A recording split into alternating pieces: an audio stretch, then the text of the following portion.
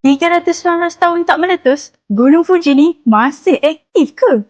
Sini, geng Jo nak story. Kalau tengok Gunung Fuji sekarang memang nampak tenang je. Tapi jangan tertipu geng, gunung ni sebenarnya masih dikategorikan sebagai gunung berapi aktif. Gunung Fuji kali terakhir meletus pada tahun 1707 dalam satu keadaan yang dikenali sebagai letusan Howi. Letusan ni bermula pada Disember 1707 dan berterusan sampai awal 1708. Masa tu, abu gunung berapi tersebar agak luas termasuk ke kawasan Indo yang sekarang kita kenal sebagai Tokyo. Tapi persoalannya, kalau dah lebih 300 tahun tak meletus, kenapa masih aktif?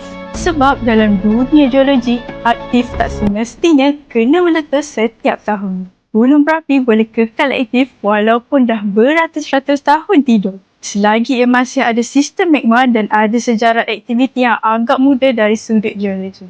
Dan Gunung Fuji memang ada sejarah letusan sebelum tahun 1707. Lagi menarik, letusan Howi berlaku kira-kira 49 hari selepas gempa Howi yang sangat besar pada tahun yang sama.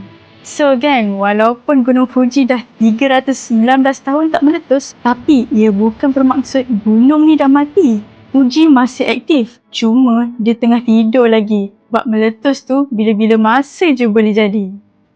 Dapat something?